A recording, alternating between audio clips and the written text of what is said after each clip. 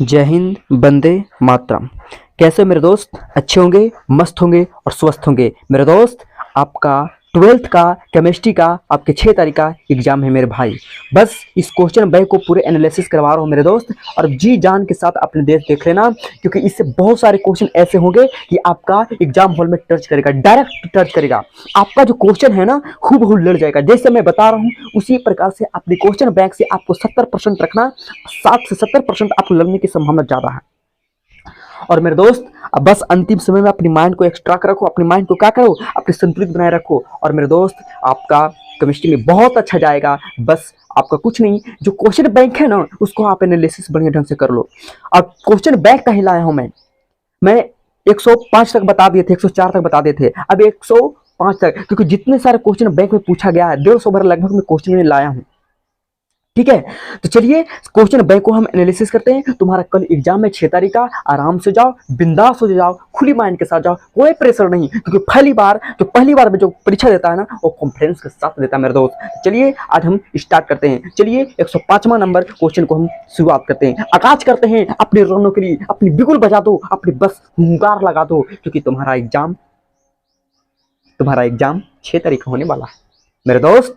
आराम से जाओ, कोई दिक्कत नहीं है। चलिए क्वेश्चन स्टार्ट करते हैं। जय जय हो, होता है ना, मैं कहता है। चलिए स्टार्ट करते हैं। कहता है कि निम्नलिखित में कौन सी गैस जल पर एकत्र नहीं किया जाता है। आपको क्वेश्चन देखो, क्या कहता है कि निम्नलिखित में कौन सी ऐसी गैस है जो जल पर एकत्र नहीं किया जाता है, यानी जल पर उसको रखा नहीं जाता, उसको जल में नहीं रखा जाता। क्या ऑक्सीजन, क्या H2S, क्या सल्फर डाइऑक्साइड? सल्फर डाइऑक्साइड एक ऐसा गैस होता है जो आपको जल पर एकत्र नहीं किया जाता है। कोई दिक्कत?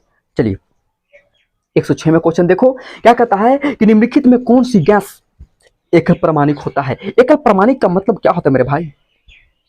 एकल परमाणिक उसको बोलते हैं, मोनो एटॉमिक उसको बोलते हैं मेरे दोस्त, जो अक्रिय गैस के अंतर्गत में आता है। अक्रिय गैस में कौन होता है? Helium, neon, argon, krypton, xenon, radon. कौन होता है? Helium, neon, argon, krypton, xenon, radon. ये सब क्या होता है? अक्रिय गैस होता है। तो इसमें क्या कहता है? इसमें कहता है कि निम्नलिखित में कौन सी गैस एकल परमाणिक है। तो एकल परमाणिक उसको बोलते हैं जो अक्रिय गैस होता है। तो अक्रिय गैस में हीलियम, नियोन, बताओ, ये क्लोरीन है, ये हीलियम, इसका मतलब अक्रिय गैस कौन है? आपको कौन होगा? हीलियम, क्योंकि एकल परमाणिक कहता है। एकल परमाणिक उसको बोलते हैं जो कहता है क्या, कि कौन सी गैस जो होता है एकल परमाणिक है, आपको क्या होगा? जिसका नाम है अक्रिय गैस। चलिए अब 107वां क्वेश्चन देखो, क्या कहता है? कहता है नाइट्रोजन और ऑक्सीजन है। नाइट्रोजन और ऑक्सीजन क्या है? धातु है कि अधातु है कि उपधातु है? तो नाइट्रोजन और ऑक्सीजन की बात करते हैं मेरे दोस्त। तो नाइट्रोजन और ऑक्सीजन ये क्या एक अधातु है, क्योंकि धातु का पहचानने के लिए जिसके अंत में लग जाता अम, तो वो समझ जाना कि क्या है, UM, अम। जैसे नाम होता सोडियम, पोटासियम, ये सब क्या है? धातु है। लेकिन बताओ, धातु में नाइट्रोजन अम्लगल है? नहीं। ऑक्सीजन अम्लगल है? नहीं। इसका मतलब क्या? नाइट्रोजन ऑक्सीजन क्या है? अधातु है। कोई दिक्कत? अब कहता है कि पॉलिथीन एक बहुलक है। तो पॉलिथीन की बात करता हूं मेरे दोस्त कि पॉलिथीन क्या है। तो पॉलिथीन एक जो बहुलक है वो इथेन है कि इथीन है, क्योंकि इथीन का सूत्र होता है CH2 डबल बॉन्ड CH2 होता है। इसको बोलते हैं क्या? इथीन। यह इथीन से ही इसी को पोलराइजेशन कर देते हैं। तो पॉलीजाइरेशन, जब इथीन को जब पोलराइजेशन करोगे ना, तो इसी से बनता है क्या? पॉलिथीन। तो इसका मतलब पॉलिथीन एक बहुलक है किसका? इथीन का, क्योंकि इथीन से ही पॉलिथीन का निमन नाम है इथीन, मतलब पॉलिथीन। कोई दिक्कत? अब देखो क्या कहता है, ज्वर को कम करने के लिए, मतलब ज्वर का मतलब बुखार को कम करने के लिए कौन सा दवा पाया जाता है? ज्वरनाशी। ज्वर को कम करने के लिए ज्वरनाशी का उपयोग करते हैं। कोई दिक्कत? अब कहता है कि अल्कोहल का क्रियाशील मूलक है। अल्कोहल का संकेत होता है सिंगल बॉन्ड OH होता है। एक अल्कोहल का होता है, एक कार्बोनिक अम्ल होता है, ये एल्डिहाइड है, एक कीटोन है। लेकिन पूछ क्या रहा है कि अल्कोहल, तो अल्कोहल का संकेत होता है सिंगल बॉन्ड OH। कोई दिक्कत? कहता है हीलियम का सूत्र तुम्हें पता है मेरे दोस्त, H ही होता है। अब कहता है कि C6H5OH यौगिक का नाम बताइए। इसका मतलब कि C6H5, आपको तुम्हें पता है कि बेंजीन का सूत्र होता है C6H6 होता है, लेकिन ये बेंजीनमा है ना, ये बेंजीन का मतलब होता है इसी पर लग OH होता है। तो बेंजीन पर लगता है OH, इसी बोलते हैं बेंजीनॉल। ये इसी का नाम होता है, एक दूसरी भाषा बोलते हैं फिनॉल। क्या बोलते हैं? फिनॉल। तो इसका मतलब बेंजीन हाइड्रोक्सी है? नहीं। फिनाइल नहीं, फिनॉल। क्या है? फिनॉल, क्योंकि बेंजीन पर लग जाता है OH, उसको क्या बोलते हैं? फिनॉल के नाम से संबोधित करते हैं। चलिए अगला क्वेश्चन हम स्टार्ट करते हैं। क्या कहता है? देखो क्या कहता है। कहता है कि डेटॉल का उपयोग किया जाता है मेरे दोस्त, कि डेटॉल का उपयोग किसमें करते हैं? संक्रमणहारी, प्रतिरोधी, मलेरिया रोधी, ये सब किसमें करते हैं? डेटॉल देखा होगा ना, डेटॉल आपने मार्केट में देखा होगा, लाता है कि नहीं लाता? फुंसी को मारता है, तो एक प्रकार के क्या है? प्रतिरोधी है। क्योंकि आपका जितने सारे एंटीबायोटिक जो होता है, आपका मानसून कीटाणु होता है, जिसे आपको कहता है कि डेटॉल से नहाओ, डिटॉल से इसलिए नहाया जाता है कि आपका शरीर में जितने कीटाणु है वो कीटाणु को क्या करता है, मारने का काम करता है। इसीलिए संक्रमणहारी नहीं प्रतिरोधी है, क्योंकि आपको जो कीटाणु को क्या करता है, रोकता है, उसको जो जनरेट करता है वो जनरेट को क्या करता है, रोकता है। इसका मतलब प्रतिरोधी है। कोई दिक्कत? चलिए H2SO4 की बात करते हैं। H2SO4 क्या है? एक भास्मिक है कि द्विभास्मिक है? H2SO4 मेरे दोस्त ये द्विभास्मिक आता है। क्या आता है? द्विभास्मिक आता है। क्यों? क्योंकि आपने नाम सुना होगा H2SO4 सल्फर का होता है। बाबू क्या आपको पता है कि क्या होता है? सल्फर का बॉन्ड तुम्हें पता 6 गो होता है ना, 6 गो होता है, 1 2 2 4 और 2 6 हो गया। कोई दिक्कत नहीं है। तो मेरे भैया आए जाए, ऑक्सीजन के गो है? 4 गो है। ऑक्सीजन 4 गो है, 1 गो 2 गो 3 गो 4 गो, 4 ऑक्सीजन हो गया। सल्फर एक था, सल्फर एक हो गया। हाइड्रोजन क्या है? वो 2 गो है। तो एक बार मेरे दोस्त हाइड्रोजन यहाँ लगा दो, हाइड्रोजन यहाँ लगा दो। बताओ एक OH और एक OH, एक भास्मिक एक भास्मिक, एक एक होगा द्विभास्मिक। इसलिए इसको क्या बोलते हैं? H2SO4 जो होता है एक प्रकार की द्विभास्मिक होता है। कोई दिक्कत नहीं है। चलिए कहता है कि CH4 में सिग्मा बंधन की संख्या क्या है? तो CH4 का मतलब होता है कि A से होता है, ऐसे नहीं होता है, क्योंकि हाइड्रोजन की संख्या 4 है। तो बताओ 1 सिग्मा 2 सिग्मा 3 सिग्मा 4 सिग्मा, इसका मतलब कि 4 सिग्मा हो गया। तो कहता सिग्मा बंधन की संख्या, तो सिग्मा बंधन आपको कितना हो जाएगा? 4। सिग्मा बंधन का मतलब जो सिंगल बॉन्ड के साथ जुड़ा रहेगा उसी को क्या बोलते हैं? सिग्मा बंधन। अब कहता है कि आवर्त सारणी में द्वितीयक आवर्त में तत्वों की संख्या है। देखो मेरे दोस्त कहता है एक आवर्त सारणी है जिसमें कहता है द्वितीयक आवर्त में तत्वों की संख्या है। तो द्वितीय आवर्त किसको बोलते हैं? तो सेकंड पीरियड को बोलते हैं, सेकंड आवर्त को बोलते हैं। तो इसमें कहता है तत्वों की संख्या क्या है ना, द्वितीय आवर्त। तो देखो कि द्वितीय आवर्त की बात करता हूं। देखो द्वितीयक आवर्त, आवर्त किसको बोलते हैं? थोड़ा सा ध्यान देना। आवर्त कहता है मेरे दोस्त, आवर्त क्या कहता है? ध्यान दो। देखो ये आपको क्या है? ये फर्स्ट आवर्त है, ये क्या है? सेकंड आवर्त है। तो क्या कहता है कि द्वितीय आवर्त में तत्वों की संख्या। तो देखो ये द्वितीय का आवर्त है कि नहीं है? तो इसमें देखो क्या तत्व, 1 2 आवर्त इसको बोलते हैं जो सामना सामनी होता है, इसको आवर्त बोलते हैं। ये फर्स्ट आवर्त हो गया, सेकंड हो गया, थर्ड हो गया, फोर्थ हो गया, फिफ्थ हो गया, सिक्स्थ हो गया, सेवंथ हो गया। ठीक है, ये 7 आवर्त है। तो इसके सामने जाएगा फर्स्ट आवर्त, सेकंड आवर्त, थर्ड आवर्त, फोर्थ आवर्त, फिफ्थ, सिक्स्थ, 7। तो वही ने कहता है कि द्वितीय आवर्त में तत्वों की संख्या। तो द्वितीय आवर्त तुम्हारा कौन हो गया? ये पहला हो गया, ये हो गया दूसरा। ठीक है, तो दूसरा में देखो 1 2 2 हो गया। इसी के सामने 2 के सामने देखते हैं, तो 2 के सामने देखोगे मेरे दोस्त धांसू दिख रहा है, 22 धांसू रठौर। इसी के सामने दूसरा देखो, दूसरा ही है कि नहीं? इन्हें दूसरा है। तो दूसरा में 19 हो गया, 2 3 4 5 6 7 8। इसका मतलब है कि सेकंड आवर्त में तत्वों की संख्या 8 है। लेकिन अगर फर्स्ट आवर्त में कहेगा तब तो देखो हाइड्रोजन के सामने क्या हीलियम है, इसका मतलब इसमें कितना का तत्व? 2 गो आएगा। तो फर्स्ट आवर्त में 2 गो, सेकंड आवर्त में 8 गो, थर्ड आवर्त में भी 8 गो है। लेकिन अगर कहेगा फोर्थ तो 18, फिर फिफ्थ 18, कहेगा सिक्स तो 32 और सेवंथ तो 32। इसका मतलब पूछ क्या रहा है? आपको पूछ रहा है, यही आपका क्या है? आवर्त सारणी का ट्रिक है। देखो क्या कहता है, देखो क्या कहता है, वो नहीं कहता है कि आवर्त सारणी में क्या कहता है? देखो क्या कहता है, यहाँ पे कहता है कि आवर्त सारणी में द्वितीय आवर्तों में तत्वों की संख्या, द्वितीय का सेकंड पीरियड में कितने तत्व हैं? तो आपको सेकंड पीरियड में 8 होगा। कौन होगा? शुद्ध जल का पीएच मान कितना होता है? शुद्ध जल का मतलब होता है कि शुद्ध जल, जल का मतलब 7 गुण उपयोग करते हैं, इसलिए इसका पीएच मान कितना हो जाएगा? 7 हो जाएगा। कोई दिक्कत नहीं है। नींबू रस का पीएच ना कहता 2-4 गो नींबू लटका दे, मिर्ची हमारा छोटी में, तो 2 पॉइंट कितना होता है? 4 होता है। ठीक है, कोई दिक्कत? 2.4 ना कहता 2-4 गो नींबू ले लो अरे बजरिया से, तो नींबू रस का 2.4 होता है। कहता रक्त, रक्त का होता शुद्ध होता है, तो शुद्ध का मतलब होता है सच्चा, स अच्छा। तो 7 का मतलब 7, स से होता 7, अच्छा का मतलब 4, 7.4। तो रक्त का पीएच मान होता है। चलिए हम देखते हैं निम्नलिखित में कौन लाइफिलिक क्लॉड है? लाइफिलिक क्लॉड उसको बोलते हैं जो क्या होता है? एक लिक्विड के साथ संबंध बनाता है, लिक्विड के साथ अटैचमेंट होता है। लिक्विड में कौन होगा? गोंद हो जाएगा। क्या हो जाएगा? गोंद होगा। कहता है शनिवार अस्या का सूत्र बताए। शनिवार कहा जाता है किसको? HGS को। क्या बोलते हैं? शनिवार, इसका सूत्र होता है HGS। ये होता है क्या? जिंक ब्लेंड होता है, ZNS।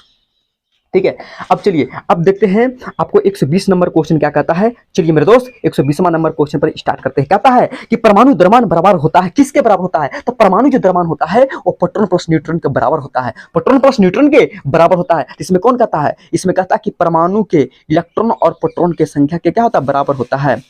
120 के नंबर के क्या क्वेश्चन कहता है? कहता है क्या कि आपने पढ़ा होगा जिसमें परमाणु द्रव्यमान, तो परमाणु द्रव्यमान किसको बोलते हैं? एक से इंडिकेट करते हैं जिसमें न्यूट्रॉन प्लस का होता है प्रोटॉन के क्या होता है? बराबर होता है। न्यूट्रॉन प्लस का होता है प्रोटॉन के बराबर होता है। तो परमाणु द्रव्यमान जो होता है वो किसके बराबर होता है? तो ए का मतलब क्या होता है? परमाणु द्रव्यमान। तो ए बराबर क्या होता है? Neutron plus proton. तो कहता है परमाणु द्रव्यमान बराबर होता है किसके बराबर होता है? तो आपको क्वेश्चन खतरनाक दिया, आपको सोचने की चीज होता है कि इसमें जो आपको कहा जाता है कि किसके बराबर होगा, तो इसमें क्या कहता है कि परमाणु की इलेक्ट्रॉन की संख्या क्या होता है? कि परमाणु के इलेक्ट्रॉन और प्रोटॉन की संख्या क्या होगा? कि परमाणु के इलेक्ट्रॉन इलेक्ट्रॉन की योगफल क्या होगा? यस, यही होगा ऑप्शन। नहीं, ये नहीं योगफल का रहा, नहीं, ये प्रोटॉन और प्रोटॉन की संख्या के योगफल नहीं, परमाणु की न्यूट्रॉन की संख्या और प्रोटॉन की संख्या के योगफल होगा। हम बताए थे परमाणु जो द्रव्यमान होता है वो ए बराबर का होता है प्रोटॉन प्लस न्यूट्रॉन होता है। तो परमाणु द्रव्यमान जो बराबर किसके बराबर होता है? Proton plus neutron. तो कहता है क्या परमाणु द्रव्यमान न्यूट्रॉन की संख्या और प्रोटॉन की संख्या का योगफल। इसका मतलब ऑप्शन नंबर क्या होगा? सी हो जाएगा। कोई दिक्कत नहीं। अब देखो क्या कहता है। अब कहता है कि बिना बुझा हुआ चूना को जल में डालते हैं तो क्या होता है? तो बिना बुझा हुआ चूना का सूत्र, एक होता है बुझा हुआ चूना, एक होता है बिना बुझा हुआ चूना, जिसको सूत्र होता है CaO, जिसको बोलते हैं क्विकलाइम CaO। इसको बिना बुझा हुआ चूना को जब जल में डालोगे ना तो क्या करता है? उष्मा को क्या करता है? उत्सर्जित करता है। उष्मा को क्या करता है? उत्सर्जित। इसीलिए उसको बोलते हैं उष्मा छेपी। उष्मा क्या होता है? छेपी, एक प्रकार की क्या? उष्मा छेपी। उष्मा का क्या करता है? उत्सर्जन करके जल में डालोगे तो बना देता है बिना बुझे। देखा होगा धुआं निकलता है, उष्मा का क्या करता है? उत्सर्जन करता है। देखा जब जिस चूना को बाजार मार्केट से अब जब चूना को लाओगे, अब जब जल में डालोगे ना तो देखना जल में जैसे डालोगे तो कर ढुस अब धुआं निकलेगा। उष्मा क्या कर रहा है? उत्सर्जन कर रहा है। उष्मा का सोख रहा है। उष्मा उसको बोलते हैं जो धुआं को एब्जॉर्ब करता, धुआं को सोखता, लेकिन धुआं को सोखता नहीं, ये धुआं को उत्सर्जित करता, वायुमंडल फेंकता है। कहता देख हम लगा लियो आग। अब कहता है डी ऑर्बिटल का आकार क्या होता है? मेरे दोस्त डी ऑर्बिटल की जो आकार होता है ना वो क्या होता है? तो डी ऑर्बिटल की आकार क्या होता है? गोलीय होता है कि डंबल होता है कि डबल डंबल होता है? इसका मतलब गोलीय डी का आकार देखोगे ऐसे होता है। देखो इस प्रकार से होता है और इस प्रकार से होता है, डी का आकार होता है। ठीक है, ये बिल्कुल क्या होता है ना कि चारों पट्टी से लगा रहता है। ठीक है, इधर से भी होगा, एक इधर से भी होगा और इधर से। तो एक डंबल और दो डंबल तो क्या होगा? डबल डंबल होता है। क्या होता है? Double dumbbell. ठीक है, एक डंबल दो गो रहेगा उसको डंबल बोलते हैं। दो देखो ऐसे और ऐसे रहेगा इसको डंबल, लेकिन अगर ऐसे और ऐसे रह जाता है चार गो लगा रहेगा उसको डबल डंबल। अब कहता है कि कपड़ा धोने का सोडा होता है, कपड़ा धोने वाला सोडा का सूत्र बताओ। तो कपड़ा कैसे धोया जाता है? कौन सा? कहता है कि कपड़ा जो धोया जाता है उस सोडा का नाम बताइए। तो कपड़ा धोने वाला सोडा का नाम क्या होगा? तो कपड़ा धोने वाला जो सोडा होता है उसका नाम होता है Na2CO3 इसी को बोलते हैं क्या? धोवन सोडा। ठीक है, इसी को क्या बोलते हैं? धोवन सोडा। Na2CO3 होता है। कोई दिक्कत? अब कहता है कि क्षारीय मृदा धातु का इलेक्ट्रॉनिक विन्यास होता है। क्षारीय मृदा धातु तुम्हें पता है मेरे दोस्त, क्षारीय मृदा धातु उसको बोलते हैं जो क्या होता है आपको पढ़ा होगा। एक होता है मृदा धातु, एक होता है क्षारीय मृदा धातु। इसमें कौन होता है? जिसमें आएगा कौन? एक होता बाबू हाइड्रोजन के कहता है ना, हाइड्रोजन लिथियम सोडियम पोटासियम, इस क्षारीय धातु। लेकिन क्षारीय मृदा धातु की बात कर रहा है तो इसमें होता है बेरिलियम मैग्नीशियम। तो मैग्नीशियम की बात करते हैं। क्या? मैग्नीशियम। मान चलो कि तो ही नहीं कहता है कि क्षारीय मृदा धातु का इलेक्ट्रॉनिक विन्यास होता है। इलेक्ट्रॉनिक विन्यास बाबू रे उसका वैलेंस जोन होता है +2, इसलिए इसका होता है NH2 हो जाएगा। क्या हो जाएगा? NH2 हो जाएगा। ऑप्शन नंबर क्या हो जाएगा? ये हो जाएगा, क्योंकि क्षारीय धातु की बात कर रहा है तो क्षारीय मृदा धातु की बात करेगा तो इसका वैलेंस जोन होता कितना? 2 होता है। क्षारीय मृदा धातु को वैलेंस जोन कितना होता है? 2 होता है, इसलिए कितना? NH2 हो जाएगा। कोई दिक्कत? चलिए अब कहता है बूझा चूना है, तो बूझा चूना कौन हो गया? CaO2। जब क्यूकला में इसी प्रकार जैसे CaO देख रहे हो ना, इसी प्रकार करो जल डाल दोगे तो बनाता CaO2। इसलिए कहता है बूझा चूना, मतलब जब इसको जब जल में डालोगे तो बन जाता बूझा चूना। ये होता सूत्र क्या? CaO2। ठीक है, कोई दिक्कत? चलिए अगला क्वेश्चन हम स्टार्ट करते हैं। अगला क्वेश्चन क्या कहता है? कहता है कि बाह्यतम विन्यास 3D6:4:2 है। ये क्या है? कहता है कि बाह्यतम विन्यास 3D6:4:2 कैल्शियम का, कि जिंक का, मैग्नीशियम का, कि कॉपर का। यानी आपको निकालना पड़ेगा, आपको क्या करना पड़ेगा? निकालना पड़ेगा कि आखिर अंतिम में 3D6:4:2 किसका आता है? कैल्शियम का आता है कि जिंक का आता है कि मैग्नीशियम का आता है कि कॉपर का आता है? तो आपको क्या करना पड़ेगा दोस्त? निकालना पड़ेगा। जब तक आप निकालोगे नहीं तब तक तुम्हें पता चलेगा नहीं कि आखिर किसका होगा। तो चलिए निकालते हैं। चलिए निकालते हैं, तो थोड़ा सा देख लेते हैं मेरे दोस्त। इसको निकालना है ना, तो चलिए निकाल लेते हैं। निकालते हैं। क्या कहता है? 3D6:4:2 है ना, आपको निकालते हैं। क्या आपको लाना? 3D6:4:2 निकालना है। तो निकालते हैं, चलिए देखते हैं। पहला है 1s 2s 2p 3s 3p 4s और 3D होता है ना। नहीं 4s था 3D हो गया। इसको सजा देते, एस में 2, एस में 2, पी में 6, एस में 2, पी में 6, एस में 2, डी में 10 होता है। लेकिन कोई बात नहीं है, हमको 3D कितना 6 की बात करता है। 3D 6 है ना, तो यहाँ पर क्या देते हैं 6। अब बताओ इसको सजा देना है तो सजा दो। पहला कक्षा को अलग कर लेते हैं, दूसरा कक्षा अलग करते हैं। एस में है और पी में है, एस सेकंड कक्षा अलग हो गया। 3s हो गया और 3p हो गया। कोई दिक्कत? आप बताओ 3D हो गया ना, 3D 6 हो गया। अब कहता है 4s क्या होगा? 2 हो जाएगा। ठीक है, अब क्या कहता है कि किसका इंडिकेट करता है? तो इस आपको पता चलेगा जोड़ो सबका। 2 देखो इसमें हो गया 2, इसमें 6 2 8, इसमें देखो 6 6 12, 12 2 14, और इसमें 2 2। बताओ 8 2 10 और 10 2 12, अब 12 में जोड़ो बाबू 14, तो कितना होता है 4 2 6, 1 1 2, इसका मतलब 26। इसका मतलब कितना होता है 26। तो बाबू रे 26 किसका है बताओ तो, 26 किसका आएगा, 26 किसका आएगा। तो 26 देखो तो किसका आएगा, कैल्शियम का होता है कि जिंक का होता है कि मैग्नीशियम का होता है कि कॉपर का होता है?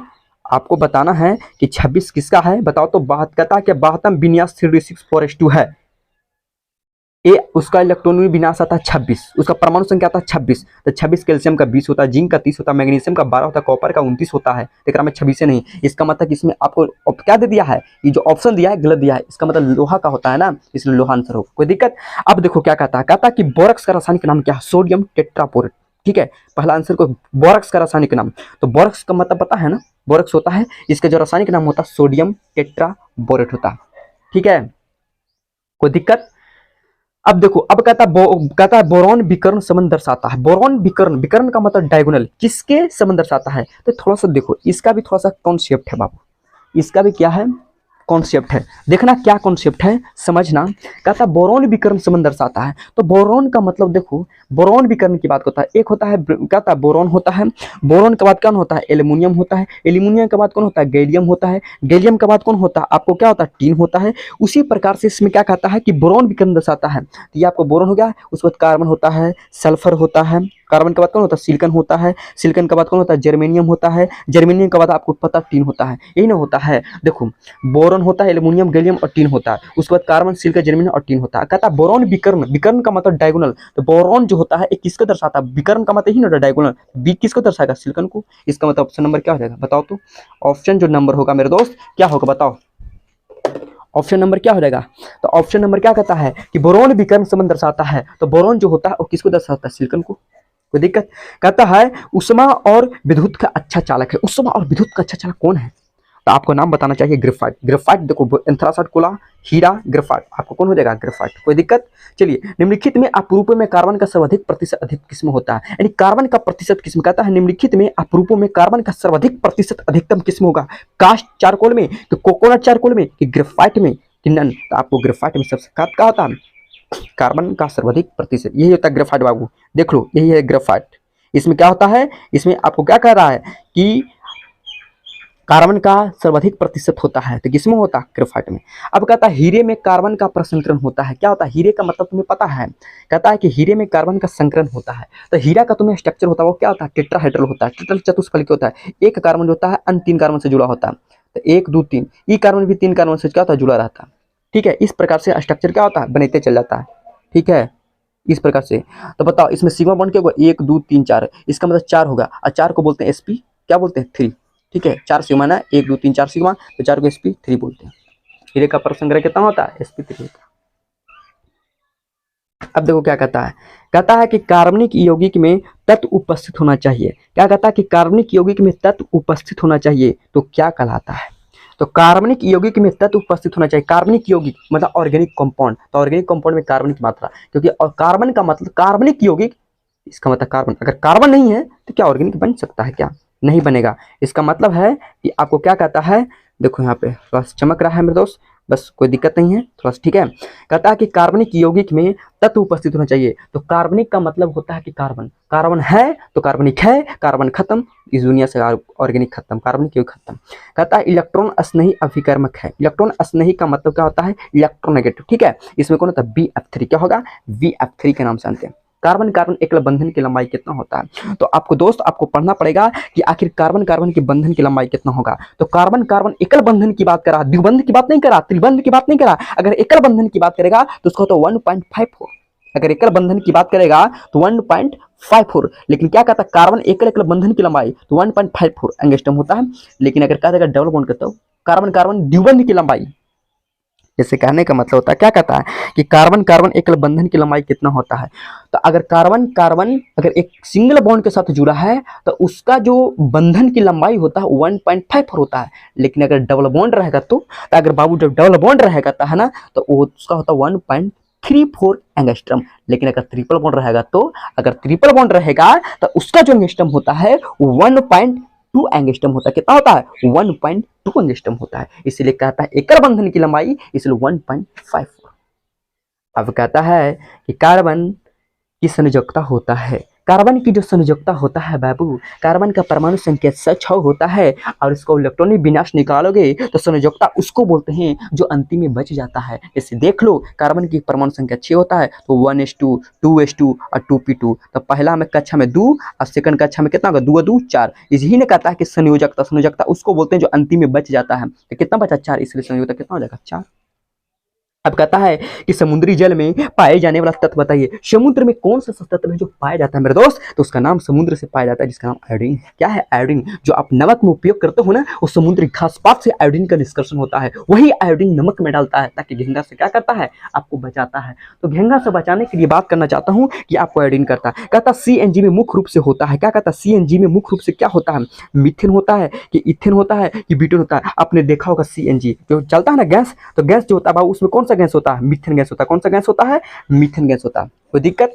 अब कहता है अनुचुंबकीय प्रदर्शित करने वाला पदार्थ का नाम बताइए। तो अनुचुंबकीय की बात करना चाहता हूँ बाबू, अनुचुंबकीय किसको बोलते हैं? आपको तो पता है कि पैरामैग्नेटिक मतलब क्या होता है? पैरामैग्नेटिक होता है प्रतिचुंबकीय, और अनपेयर्ड जो क्या होता है वो क्या होता है? पेयर्ड होता है। लेकिन अनुचुंबकीय उसको बोलते हैं जो क्या होता है? अनपेयर्ड होता है। और अनपेयर्ड का मतलब बताना चाहता हूँ कि उसमें इलेक्ट्रॉन फुलफिल नहीं होता है, और जब फुलफिल नहीं होता है तो उसमें कहता है कि अनुचुंबकीय, अनपेयर्ड, पेयर्ड। पेयर्ड का मतलब कि बॉक्स भरल नहीं रहेगा, एक इलेक्ट्रॉन रहेगा, एक इलेक्ट्रॉन नहीं रहेगा, ये नहीं रहेगा। पेयर्ड का मतलब कि इलेक्ट्रॉन फुलफिल रहता है बॉक्स में, इलेक्ट्रॉन क्या रहता है? फुलफिल रहता है, लेकिन इसमें फुलफिल है नहीं। तो वही कहता है अनुचुंबकीय प्रदर्शित करने वाला पदार्थ का नाम बताइए, तो उसका नाम कौन हो जाएगा? फोटो। चलिए कुछ और क्वेश्चन है, देख लेते हैं जल्दी जल्दी, क्योंकि मेरा मोबाइल डिस्चार्ज हो गया, क्योंकि लाइन दिया नहीं है। लाइन दिया नहीं की वजह से हम क्या करें, हम कैसे कैसे बना रहे हैं ये मेरे दोस्त, क्योंकि तुम्हारा एग्जाम है इसलिए मैं चाहता हूं कि मेरा कष्ट हो लेकिन तुम लोग का कष्ट नहीं हो। कहता मिथाइल एमीन को बनाया जाता है किसके द्वारा?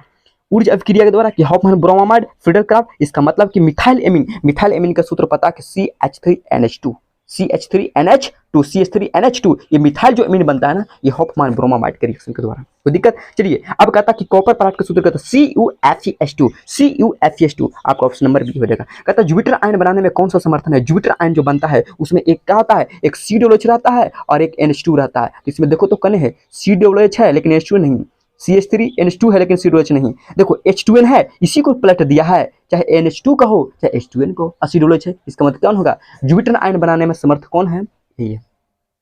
चलिए अब कहता है कि प्रगलन विधि में धातु के ऑक्साइड के अपचयन में प्रयुक्त होता है। तो प्रगलन का मतलब क्या होता है? स्मेल्टिंग। स्मेल्टिंग में जो प्रयोग किया जाता है मेरे भैया, अरे भाई रे भाई, कहता है कि धातु के ऑक्साइड, देखो क्या कहता है आपको, कहता है मेरे दोस्त भाबा भाबा अब कमा दो एग्जाम के हॉल में, बस कहता है कि प्रगलन विधि में धातु के ऑक्साइड को अपचयन में प्रयुक्त किया जाता है। तो अपचयन में कह रहा बाबू कार्बन का प्रयोग करते हैं। स्मेल्टिंग का मतलब वो होता है कि जब धातु ऑक्साइड में जब कार्बन का प्रयोग करते हैं तो उससे धातु क्या होता है? धातु ऑक्साइड से धातु की प्राप्ति हो जाती है। इस विधि को प्रगलन विधि कहते हैं या कार्बन अपचयन विधि कहते हैं, उसमें कार्बन का प्रयोग करते हैं। तो वही कहता है प्रगलन विधि में धातु के ऑक्साइड के अपचयन में प्रयुक्त होता है। धातु का ऑक्साइड का मतलब जैसे जिंक ऑक्साइड, इसमें किसका प्रयोग करेंगे? कार्बन का प्रयोग करेंगे, तो जिंक हो जाएगा अलग और सी और ओ बनेगा CO, धातु आ किया, तो इसमें कार्बन का प्रयोग। एक कहता है क्या कहता है 143 नंबर कहता है एक शून्य कोटि की अभिक्रिया A+B(C) के लिए दर क्या होगा? यानी कहता है एक शून्य कोटि की क्या है?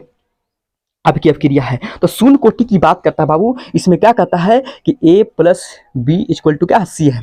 कहता शून्य कोटि, तो शून्य कोटि का मतलब पता है कि R बराबर क्या होता है? K इंटू होता है और A के पावर क्या हो जाएगा बाबू? 0। अब फिर कितना है? B है ना, तो B के पावर B हो जाएगा कितना? 0। तो कहता शून्य कोटि इसलिए N होता है, K का पावर क्या होता है? K इंटू A का पावर N होता है, तो N का मतलब होगा 0। तो इसका मतलब कौन हो जाएगा आपको? ऑप्शन नंबर शून्य कोटि A का पावर 0, B के पावर 0। अगर प्रथम कोटि तो A का पावर 1, B के पावर भी 1, कोई दिक्कत? लेकिन शून्य कोटि करा। अब देखो क्या कहता, अब कहता कैल्शियम फॉर्मेट के शुष्क आसवन से प्राप्त होता है। तो कैल्शियम फॉर्मेट का सूत्र तुम्हें पता होना चाहिए कि कैल्शियम फॉर्मेट जो होता है, देखो थोड़ा सा इसको हम बोर्ड पर बता देंगे, क्योंकि जब तक बोर्ड पर बताएंगे नहीं तब तक तुम्हें पता चलेगा नहीं।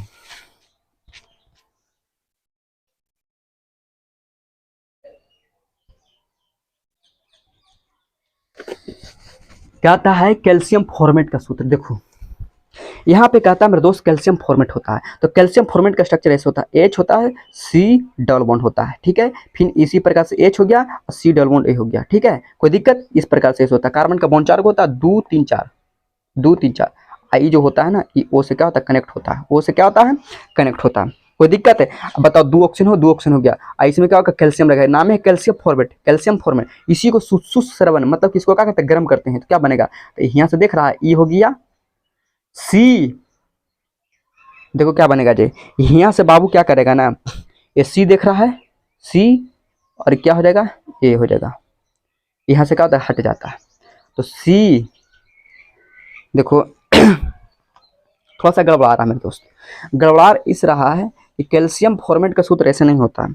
आप छोटा ऐसे रहो ना, एच हो गया, सी डेवलपमेंट हो गया, ए ओ होता है, फिर एच होता है और सी डेवलपमेंट होता है, और क्या होता है, ओ होता है। आई जो दोनों होता है एक कैल्शियम के साथ क्या होता है, जुड़ा। अब क्या करो, गर्म करो। अब क्या करो, गर्म करो। अब गर्म करेगा मेरे भैया, तो यहाँ से क्या करेगा, बाबा रे बाबा, ऐसे यहाँ से आएगा और कैल्शियम हट जाएगा। बताओ क्या हो जाएगा, क्या बनेगा, सी ए। अब बताओ सी, सी, एक ऑप्शन, 2 ऑप्शन, 3 ऑप्शन, सी ए सी ओ 3 हो जाएगा। तो बचा कौन, बचा बाबू, बचा कौन, देखो बचा कौन, एच बचा है, और फिर सी ओ बचा है, फिर एच बचा है, ये क्या बना, फॉर्मल्डिहाइड ना, एच, और फिर सी ओ एच, तो हो गया एच सी ओ एच। ये इसका सूत्र है फॉर्मल्डिहाइड का, किसका सूत्र है, तो फॉर्मल्डिहाइड का। इसलिए आपको कौन बनाएगा, एस सी एच ओ। इन दो बनाएगा नहीं, आपको कौन बनाएगा। अब देखो क्या कहता है, कहता है कि ए बी सी तत्वों का मानक अपचयन विभव का मान क्रमशः 0.68 वोल्ट माइनस 0.5 वोल्ट है और 0.5 वोल्ट है। उनकी अपचयन शक्ति का क्रम बताए, यानी पावर बताना है। आपको वोल्ट का मान दे दिया, अच्छा वोल्ट का मान दे दिया तो काफी आसान खतरनाक क्वेश्चन है। आपको सोचने की चीज है मेरे दोस्त, जितना माइनस होगा उतना शक्ति होगा, जिसके पास जितना माइनस होगा ना उसके पास उतना शक्ति होगा। तो इसका मतलब है कि आपको ए बराबर कितना दे दिया, ए दे दिया है, बी का मान ए दे दिया है और सी का मान ए दे दिया। ए का मान है, बी का मान है और सी का मान कौन है, ए वाला है। अब कहता है कि अपचयन की शक्ति, तो जो माइनस होगा वो सबसे खतरनाक होगा। इसका मतलब ए बी, तो इसका मतलब बी का होगा खतरनाक। अब इसका तो काम खत्म हो गया। तो अब दोनों में, ई दोनों में डिसाइड करना है। तो अब बताओ 0 पॉइंट क्या है, 68 वोल्ट है ना। तो 0 पॉइंट जब 68 वोल्ट है मेरे दोस्त, तो क्या हो जाएगा, ये होगा ए, ये होगा बी, ये होगा सी। अब बताइए 0.50 वोल्ट है, 0.67, इसका मतलब ए है ना, इसका मतलब 0.50 वोल्ट, 0.67, इसका मतलब कम है। तो इस माइनस में सबसे अच्छा पावरफुल होगा, इसके बाद पावरफुल कौन है, 50 वोल्ट वाला हो गया। तो बी के बाद कौन हो जाएगा, सी, और सी के बाद कौन होगा, सबसे कम कौन हो जाएगा, ए। तो इसलिए बी सी ए, बी सी ए। तो कहने गया बी, कहने गया B B B B B B B B B B B B C. देखो यहाँ पे कहता है कि सबसे पावर जो फुल होता है वो कौन होगा, सबसे पावरफुल। तो बी सी ए, नाम होता है वी सी ए। देखो ए कम है सबसे, इससे थोड़ा सा ही है, और सबसे तगड़ा ये है। इसका ऑप्शन नंबर क्या होगा, डी। कोई दिक्कत। अब कहता है एंजाइम क्या है मेरे दोस्त, एंजाइम किसको बोलते हैं ना, देखोगा बनता है एंजाइम। जब कुछ मिठाई उठाई खाते हो तो देखा लाल टाइप का बन जाता है। तो कहता है कोई ना, कहता है कि बताओ मेरे भैया, ए भैया ए भैया ए भैया रे, अरे आ जाई हाँ रे ससुररिया में, अरे एंजाइम क्या है, कार्बोहाइड्रेट है कि लिपिड है कि प्रोटीन है। तो बबुआ एंजाइम जो है, एंजाइम एंजाइम एंजाइम एक प्रकार का प्रोटीन प्रोटीन प्रोटीन प्रोटीन। क्योंकि बाबू जब थूकवा फेंकते हो तो प्रोटीन होता है, ज्यादा थूक मत फेंकना, खैनी खाने वाला देखना कमजोर हो जाता है, क्योंकि उसमें एंजाइम बनता है और एंजाइम के माध्यम से, थूक के माध्यम से एंजाइम चला जाता है। अब कहता है कि सल्फाडर्सिया का संरक्षण किया जाता है, सल्फाडर्सिया का संरक्षण किया जाता है। बबुआ बबुआ बबुआ रे बबुआ, फेन उत्प्लावन विधि, फेन उत्प्लावन विधि का मतलब होता है सल्फाडर्सिया का क्या करता है, निष्कर्षण करता है। अब कहता है 148 नंबर, टिंडल प्रभाव पाया जाता है बिलियन में कि अवक्षेप में कि सौल में कि वाष्प में। भैया भैया भैया रे, ए भैया ए भैया, आप नाम सुना होगा, कोलाइड का नाम सुना है दोस्त, कोलाइड कोलाइड सॉल्ट होता है ना। तो आपको क्या कहता है, आपको कहने का मतलब होता है कि बिलियन में कि अवक्षेप में कि सॉल, तो सॉल का ही बोलते हैं कोलाइड। आपको ऑप्शन नंबर कौन का, टिंडल प्रभाव पाया जाता है बिलियन में नहीं, न अवक्षेप में न वाष्प में, आपको सॉल में पाया जाता है। कोई दिक्कत। चलिए आपका कुछ क्वेश्चन और है, ज्यादा क्वेश्चन नहीं है भाई जी, देखा जाए। कहता है रे बाबा रे बाबा, एग्जाम आ गलो रे बाबा, एग्जाम आ गया है। चलिए चलिए चलिए चलिए स्टार्ट करते हैं। कहता है कि एल्किल हैलाइड में सोडियम धातु के बीच अभिक्रिया करती है तो क्या बनता है, ए भैया रे। और थोड़ा देख लो क्या कहता है, एल्किल हैलाइड, एल्किल हैलाइड का पता है, आर सिंगल बॉन्ड एक्स। क्या कहता है कि एल्किल हैलाइड एवं सोडियम धातु के बीच, तो एल्किल हैलाइड ई हो गया और सोडियम के साथ रिएक्शन करेगा दोस्त। क्या करता है देखो यहाँ पे एल्किल हैलाइड जब सोडियम के साथ रिएक्शन करता है तो सोडियम कहता है कि जेकरा में लग गलियो, जेकरा में लग गलियो तो ओकरा दूगो बना दियो, तो आर बना देगा दूगो, आर आर एन और एक्स बन गया एन एक्स, तो इसको बोलते हैं अल्केन। इसका अल्केन का नेम होता है, क्या होता है, अल्केन होता है। तो इस रिएक्शन को बोलते हैं उर्ज रिएक्शन। क्या बोलते हैं, WURTZ, उर्ज रिएक्शन। इसका नाम कौन होगा आपको देखो तो कहने गया चमक क्या है रहे रे बाबू। तो उर्ज रिएक्शन क्या होगा, उर्ज रिएक्शन। इस रिएक्शन क्या बोलते हैं, जब सीरोजन लग जाता है उसको बोलते हैं उर्ज रिएक्शन। अब देखो क्या कहता है, क्रोमियम CH2O4 में Cl+ संकुलन में क्रोमियम का ऑक्सीकरण कितना होगा। तो बाबू जब इसको निकालोगे तो जिसका कहेगा उसको एक समान लेना और बाकी निकाल के कैलकुलेट कर देना, तो आपको 50 नंबर कितना हो जाएगा, आपको 50 ना, तो देखो निकाल ही लेते हैं, न रहेगा बांस और न बजेगा बांसुरी। क्या कहता है, थोड़ा सवाल को देखना। कहता CrH2O के दी होल फॉर Cl2। हम क्वेश्चन लिख लेते हैं। देखो बाबू क्वेश्चन क्या कहता है, कहता है कि Cr, फिर कहता है H2O के दी होल फॉर, फिर दे दिया Cl2 प्लस दे दिया। इसमें कहता है कि क्रोमियम का ऑक्सीकरण संख्या निकालना है, तो जिसका कहेगा बाबू उसको एक्स मान लो। क्या मानना है, एक्स। इसका बाबू होता है 0, लेकिन H2O के गो है 4 गो है, कोई दिक्कत। क्लोरीन का होता है -1, लेकिन क्लोरीनमा के गो 2 गो है, बराबर। प्लस क्या है, +1 है, क्योंकि +1 का मतलब सबके लिए क्या है, चार्ज +1 है। इसको कैलकुलेट करो, x 0 फिर माइनस प्लस माइनस माइनस 2 हो जाएगा बराबर 1, x -2 हो गया बराबर कितना हो जाएगा, +1। तो x तो 1 इधर जाएगा, प्लस माइनस ई पर जाएगा 2, तो हो जाएगा x बराबर 3। इसका मतलब ऑप्शन नंबर कितना आ गया, देखो तो ऑप्शन नंबर +3 आया आंसर। कहता है कि बेरवेदार ठोस का उदाहरण बताइए, एमोर्फस सॉलिड। बेरवेदार, तो बेरवेदार कौन ग्राम हो गया आपको, 151 का नंबर देखो तो। बेरवेदार का मतलब कौन होता है, हीरा है कि ग्रेफाइट है कि रबर है कि रबर। बेरवेदार एमोर्फस, जब काटोगे ना तो क्या होगा, रूखा टाइप का आएगा, इसलिए क्या होगा, रबर होगा। अब देखो क्या कहता है, अभिक्रिया CTOH5 ब्रोमीन KOH का उत्पादन करता है। देखो बाबू अल्कोहलिक की बात करते हैं, और अल्कोहलिक जिसमें लगता है मेरे दोस्त, जिसमें अल्कोहलिक लगेगा वो डबल बॉन्ड का निर्माण करता है। क्या करता है, डबल बॉन्ड बनाता है। यानी C2H5 देख रहा है ना, इसमें से एक हटा देगा, अब बना देगा C2H4, मतलब CH2 डबल बॉन्ड CH2। इसको बोलते हैं इथीन। क्या बोलते हैं, इथीन के नाम, CH2 डबल बॉन्ड हो जाएगा।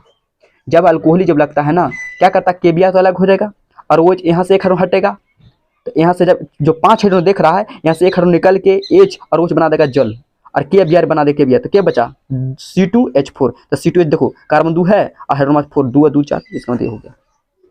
अब लास्ट क्वेश्चन देखो, लास्ट क्वेश्चन क्या कहता है कि फोटोग्राफी फिल्म प्लेट में किसका आवश्यक घटक होता है।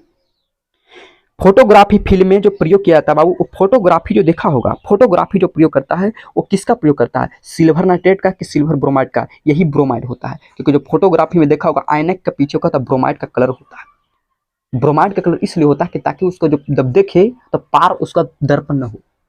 देखा होगा जब देखते हो तो आपका रिफ्लेक्स मारता, आपका चेहरा देखते हो, अगर हंसोगे तो हंसी दिखाई पड़ता, रोगे तो रोए दिखाई पड़ेगा। उसके पीछे में जो लेप होता है ना, वो ब्रोमाइड होता है, सिल्वर ब्रोमाइड। यहीं तक क्लास को स्टॉप। आपका लास्ट क्वेश्चन हो गया, कोई दिक्कत, आप जाइए एग्जाम हॉल में और बढ़िया से दर्दनाक नंबर लाइए। मेरे दोस्त, मेरा आशीर्वाद आपके साथ है। जय हिंद, वंदे मातरम।